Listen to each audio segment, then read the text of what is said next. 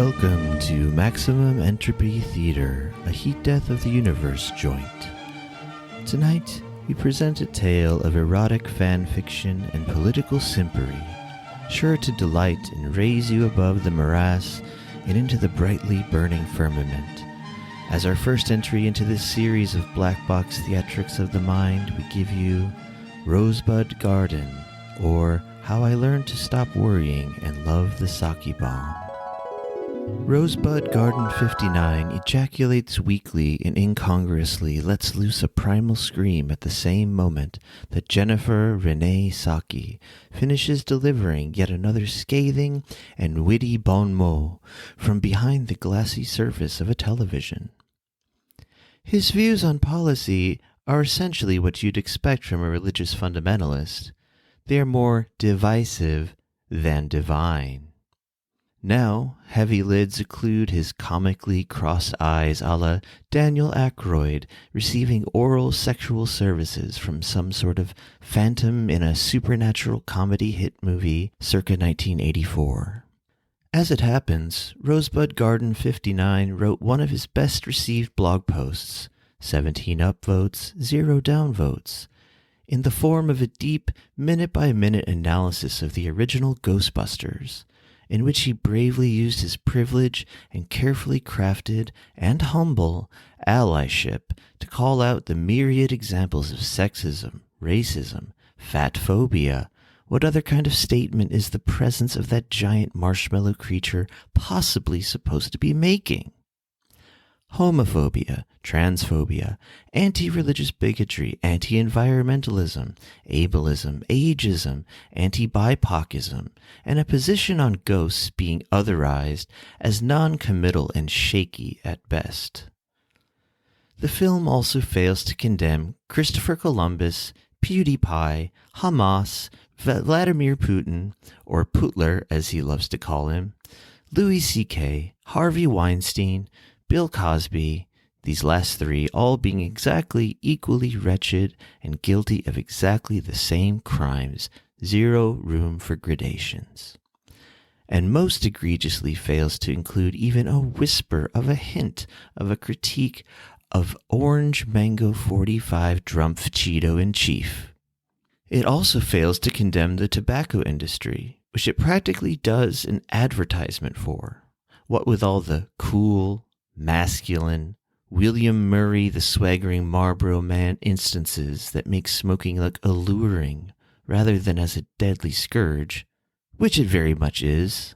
RoseBudGarden59 fully embraces the term keyboard warrior and refuses to accept it as a pejorative.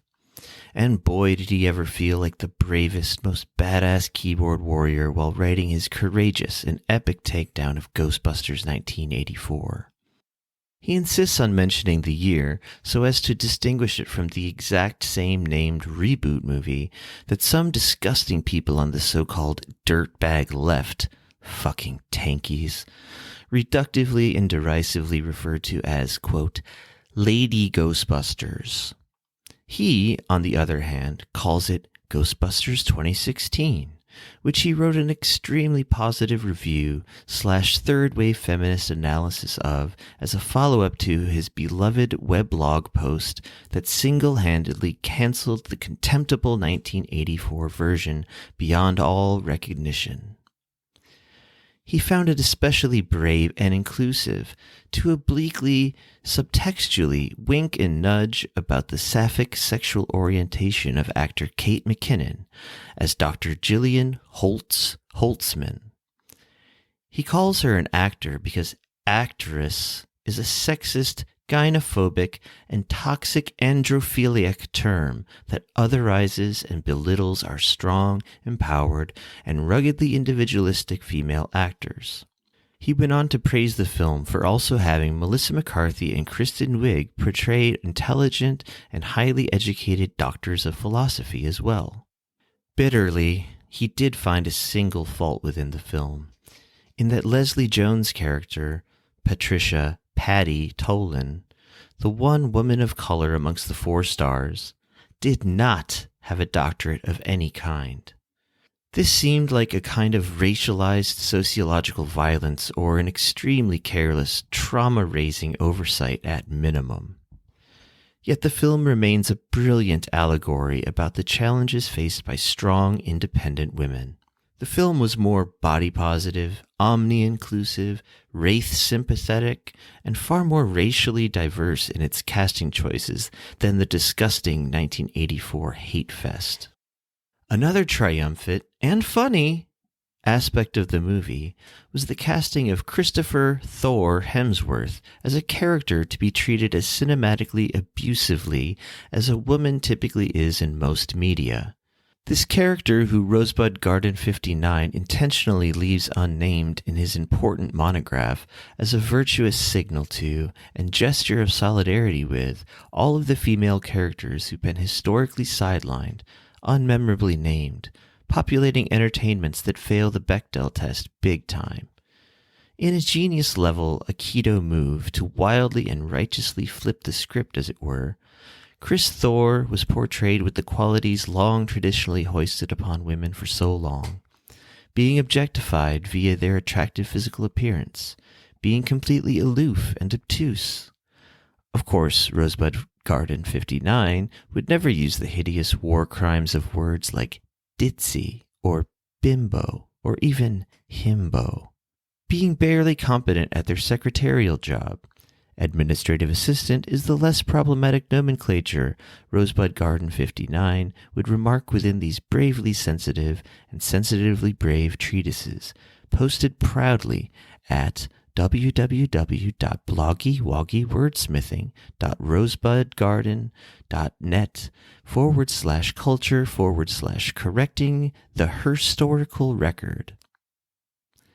Beneath the banner, a picture of himself holding a gag Monopoly Go to Jail card, modified to read, "Donald, go directly to jail," as he's posed in front of a photoshopped U.S. Department of Justice sign. He's cleaning himself up as quickly as possible so as to not miss a single moment of Rachel Ann Maddow's platonically ideal TV show. He will not stroke himself during Ms. Maddow's remarkable political commentary. He only allows himself to masturbate to his one and only, the fiercely intelligent and uniquely strong and powerfully independent former press secretary for the most progressive president in U.S. history, Robinette Biden administration. He lets out what can only be described as a schoolgirlish sigh of longing, just imagining her commanding the press corps, bravely informing the nation of all the important news of the day, not taking any shit from any Fox News or any other orange Julius Caesar drumpf-loving, toxically masculine, white cis-het, white straight man. And then she turns from the cameras, and she smiles at him in slow motion. Me, he thinks? A lowly straight white male? Cis-het white man? Albeit one with impeccable, yet humble allyship credentials. This straight white cis male who needs to sit down and just listen does indeed have her fiercely powerful and independently fierce attention. No, she's given it to him charitably. He can't just have it, possess it, bag and tag it. Grabbing her attention by the pussy like some knuckle-dragging president toupee-loving piece of shit. No, he'll grovel so hard, on his belly, splayed before her, demonstrate his alliedness in all its amazingly spectacular humility, all to drive home the unshakable fact that she is a proud, strong, confident, intelligent, fierce, powerful, morally upright, delicious morsel of fuck, hot, fucking jizzing, rose petals, sex, sensualness, yes, rubbing against no. He silences the cacophony of naughty thoughts, Tourette syndrome style.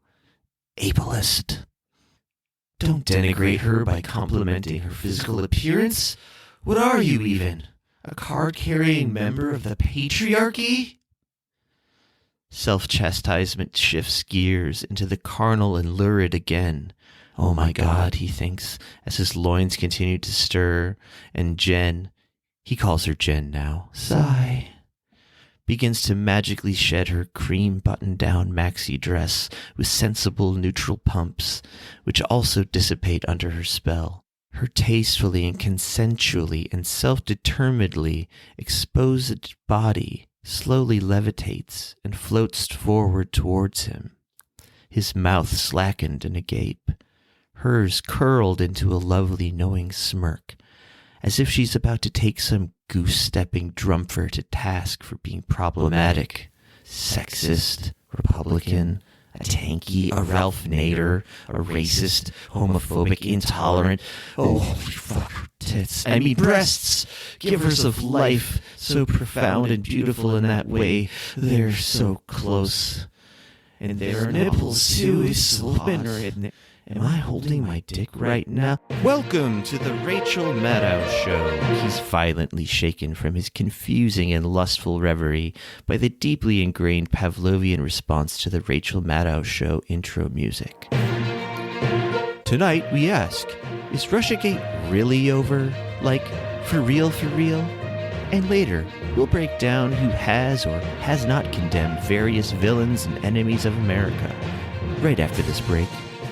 At 38 seconds into the show, RoseBudGarden59 is again awash with televised commercials and oceans of psychic semen roaring loudly and transforming the maelstrom into a word whispered into a tight close-up shot of lips to ear, a curtain of straight shoulder-length red hair flowing down along a finely tuned and pale jawline. Hashtag Sake Bomb.